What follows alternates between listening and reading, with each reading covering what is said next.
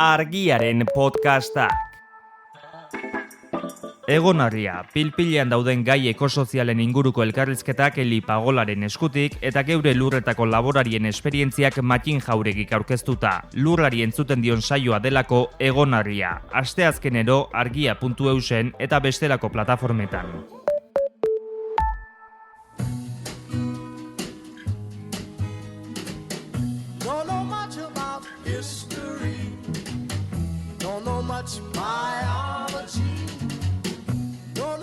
Hau, oroimen histerikoa da. Historia diren istorioek txoratzen gaituztenon podcasta.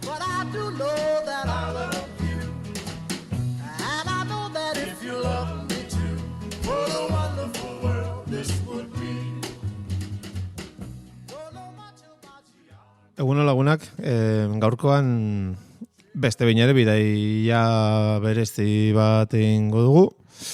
Ez dugu esango non amaituko dugun, eta ez da nondi pasatuko garen ere, baina bia puntua bai. Eta bia puntua ez da nola nahikoa, nire ustez Europako lekurik ederrena ez bada, hortxe top 5.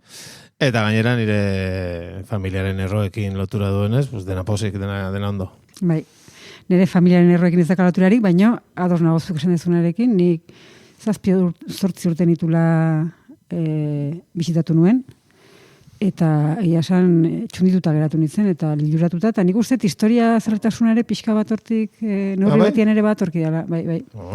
Ez da leku txarra, Ez, esango dugu zertaz ari garen, ez? Ja, jende badaki. Bai. Alhambra. Hoize ba. Bai. Leku erra. Oso erra, bai.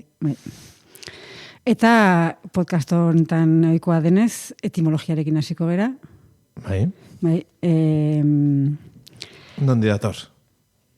Nondi dator, eraikina bera edo gotorlekua, eraikin multzoa berez ben Ahmarrek eraikirazi zuen, zeintzen bera Granadako Erresuma Nazaria fundatu zuena, 1928an, eta Erresuma Nazariaren egoitza izan zen Alhambra. Al-Andaluseko burua. Hori da, bai. Hortik lehen Kordoba izan zena, ez? Bai. Kordobako emirerria, gero 13. mende, ez? Hasiera erdialdetik, Granadara pasa zen, esan bezala lehenengo sultanak fundatu zuen eta eraikirazi zuen gotorlekua, baina bere seme Mohamed Bigarrenak batez ere jarraitu zuen anoiekin, eta izenari dagokionez, Alhambra izenak gorria esan nahi du, eta jatorri ez da oso garbi, hainbat hipotesi daude, batzuk diote eraikinen eta arresien kolore gorixkarengatik eman ziotela izena, baina badire historialari batzuk esaten dutenak bere garaian hormak txuriak zirela, kareztatu daite zituztela, ez? Eta berez txuriak zirela, orduan ez daka zentzurik. Ja. Ingurune guztia esan txuria da. Bai, bera da pizkate nabarmentzen dena gorrizkatik. Orain, baina esaten dutenez, bere garaian zen gorria. Beste batzu diote, eraikitze lanetan ari zirela, gauez ari zirela, eta gauez piztu zen argiengatik eta kolore gorrizka zeukala. Ja. Eta beste teoria batek dio, fundatzailean... Komunista ziela. Ez dakit, bai. Txinako semaforo... Ez, baina bai, Alhmarrek gorria izan nahi du, eta hori zen lehengo sultanaren izena, eta hori maskulinoa da bere izena, eta femeninoan, arabieraz, Alhambra, gorria da. Eta esaten dute, lehen sultan horrek, Granadako lehen sultana, gorria zela, eta horregatik daukala izen hori. Y al entregar este reino perdido por ti, tu cuerpo se fue, pero tu alma se quedó aquí, a llorar la eternidad por aquello que jamás tendrá. Hay Granada, la tierra soñada, aún se escuchan llanto en el Albaicín. Hay Granada, al pie de la Alhambra, los reyes cristianos te echaron de aquí.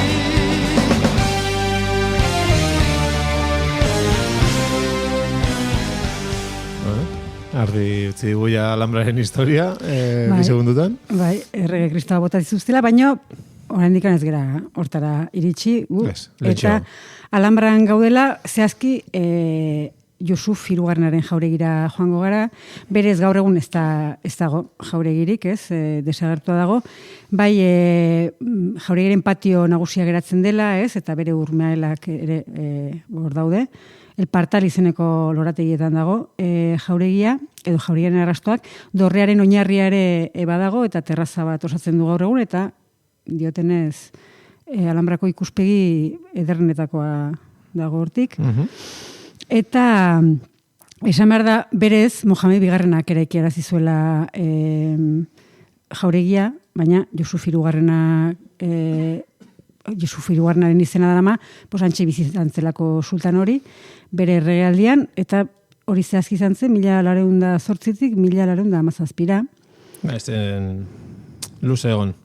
Ez, baina hori nahiko ohikoa da, Nazarien zuaitzari begiratu ezkero, eta ikusizkero gainera, 2 mende terdian, 32 sultanaldi izan zirela. Ez 32 sultan, ze batzuk errepikatu intzuten, batek 4 aldiz, eta, bueno, begiratzen baldin baduzu zuaitza da, Dana Mohamed eta Jusuf ez betea dago, aldamenean zenbaki desberdina dituzela, eta horrek pixka bat adierazten du nolako intrigak eta nolako goraberak eta tirabirak zeuden tronua lortzeko eta tronuari usteko. Nazari, borroka ugari. Tronu dema aspaldi asmatu zala. Bai, hori da. Eta askotan podcast honetan, batez ere monarkia katolikoarekin, aritzen gera, egurra ematen. Baina, bueno, hemen ez dago erlijio desberdintasunik. Monarkia beti monarkia. Eta horren adibide oso garbia da Jusuf hirugarrenarena, eta horren kontatuko du pixka nola iritsi zen boterera. Bai, pixka datzera ingo dugu, 1381an, eta Jusuf bigarrena Erresuma Nazariko errege izendatu zuten, Mohamed bosgarrena hiltzenean, eta bere agintaldi laburrean arteak eta zientziak bultzatzen ahalegindu zen, baino batez ere barne gatazkak itzaltzen, eta hainbat senitarteko gitzapetu zituen, hil ere bai, batzuk, ez? Oso ondo, gatazkak itzaltzeko beti oso eraginkorra izan den bide bat. Bai. Baina alferrik izan zen, ez? Beti hor gaetzen da lengusure bat edo, ez? Bai. Eta tronuan eseri eta berehala, bere seme gazteena, matxinatu egin zen, eta zalantzan jarri zuen bere agintaldia, egia da lortu zuela semearen saiakera bertan bera ustea, baina hurrengo urtean, 1382an, sultana hil egin zen, modu misteriotsuan, ziurrenik pozaituta alegia, eta Mohamedek aukera baliatu zuen bere burua errege izendatzeko, eta aitak egin bezala, Muhammad zazpigarrenak ere, bere lana, izan zen, pixka bat, familia eta gortea, mehatxutatik garbitzea. Erratza pasa, pixka bat. Eta zerrendan lehena zintzen, bere anaia zarrena. Osondo. Jusuf. Beste bat. Bai. Berez aitak ondorengo izendatu zuena. Bai. Eta orduan egin zuena zan, Salobrinako gazteluan gitzapetu, anaia zarrena. Jo, ezen bat aldiz egon ezen hor zigarro bat erretzen itxaso begira. Azkena ez desan tuntan. Granatik 150 kilometro ere dago. Kostaldean, Salobrinean. Bai. Leku erra da. Nik hori ez ezagutzen. Horita almuñekarko gaztelu ere bai. Bueno, kontua da, antxeman zituela Jusufek urrengo 16 urteak. Ez da lekutxarra, hori esate izut. Bai. 16 urte gehitxo. Agian, atea gabe goteko, hori ere aitortu bazaio, gaixoari. Orduan, guazen 1808 urtera, 16 urte horiek pasata, Granadako sultana gaixori zegoen, bere anaia, Jusufen anaia gaztea, eta eriotza gertu ikusita, erabakizun ondorengotza ondolotzea, eta bere semea errege izan zedin, beste hautagai nagusia, gure Jusuf. Zindira biegon. Eliminatu egin behar zuen. Eta orduan, anaia hiltzeko agindua eman zuen. Badazpada hil ez daitezen guk eukilko ditugu egiteko mutilatuko ditugu. Badaezpada ito ez daitezen ondoratuko ditugu. Gure artean hitz egiteko hormak eraikiko ditugu. Aldez aurretik badaezpada erasoz, beldurrak izakia hildo. Beldurra anaiak izango zuna. Ezta? Hori da. 16 urte giltzapeto da gonta gero, gainera guain, hil behar. Hori da. Kontua da, eriotza agindu zerama meluzularia iritsi zenean gaztelura, Salaureñara, Yusuf xakean ari omen zen, alkaidearekin, oso joko arabiarra, berez. Bai. Eta alkaideak gutuna irakurri zuenean, Yusuf irakutsi zion, eta esan zion, agindua bete beste remediorik ez zeukala, eta orduan Yusufek eskatu zuen, azken nahi moduan edo, hil baino lehen emaztea ikusi nahi zuela.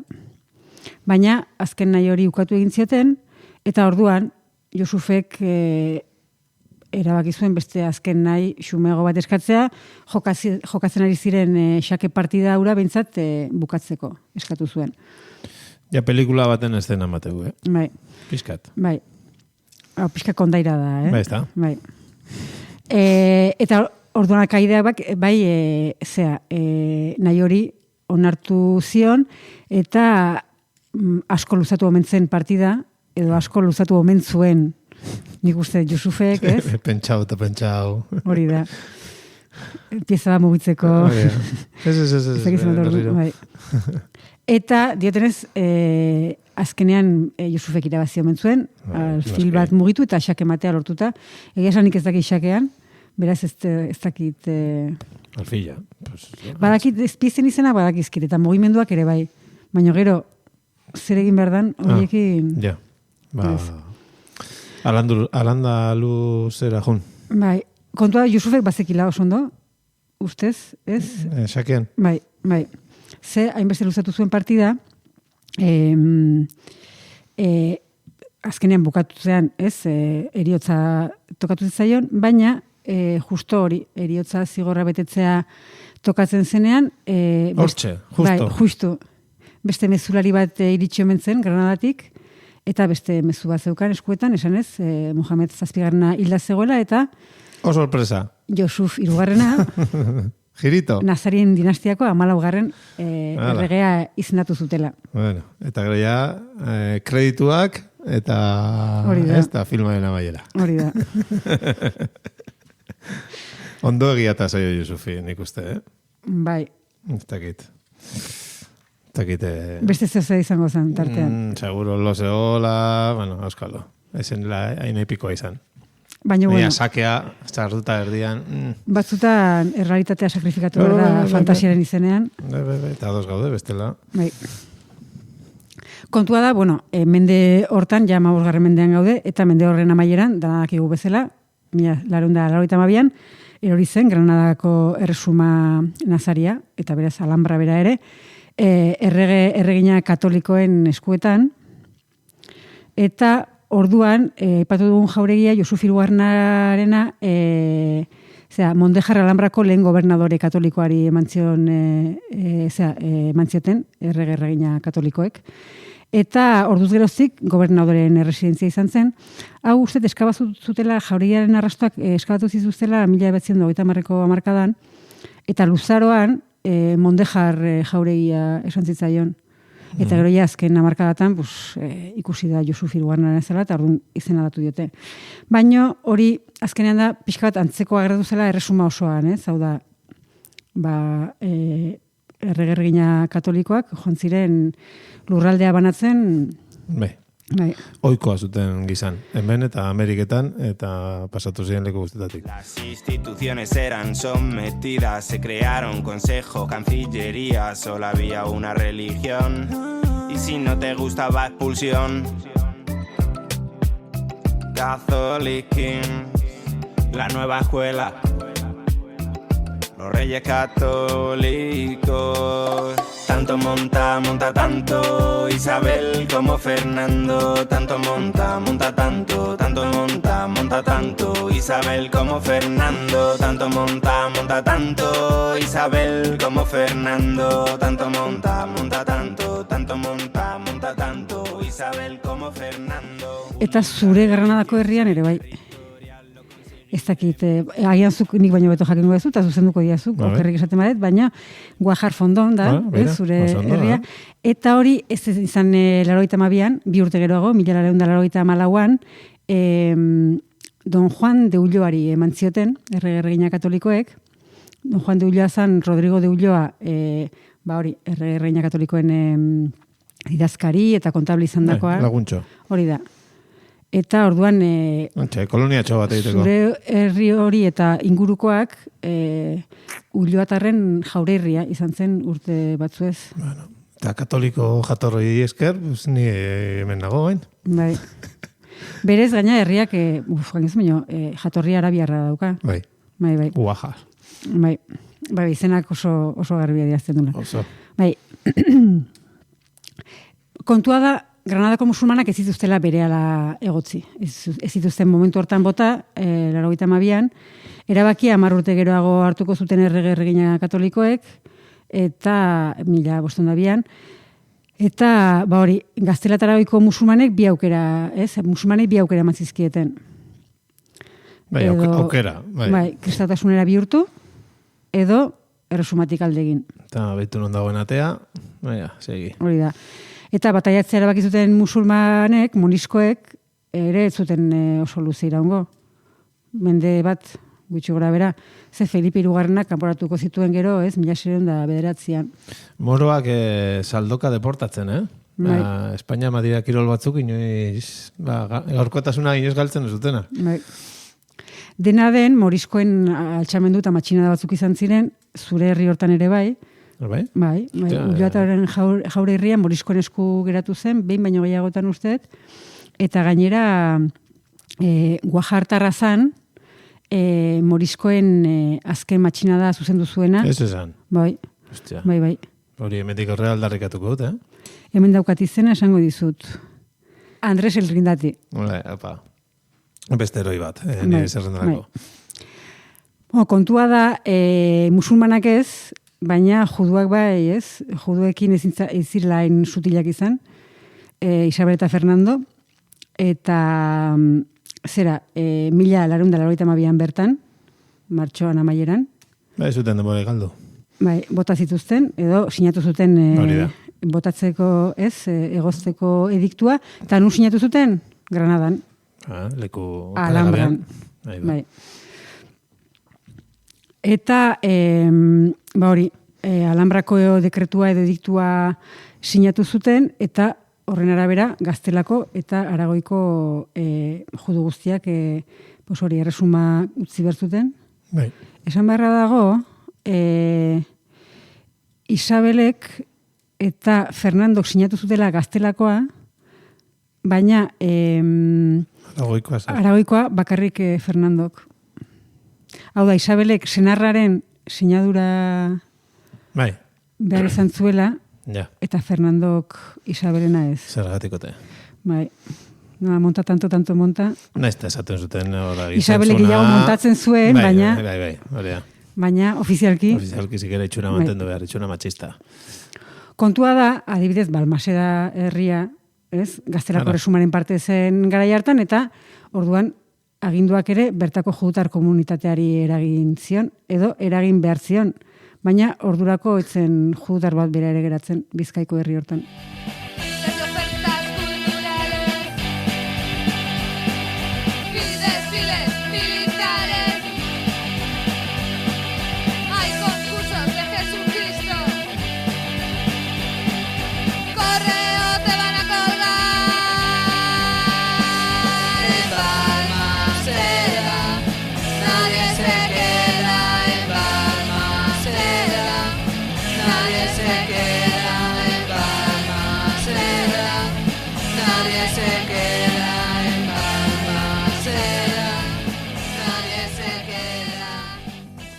bostehun urte eta gero, leloak berdin-berdinak, Bai, bete-betean asmatu zuten honekin.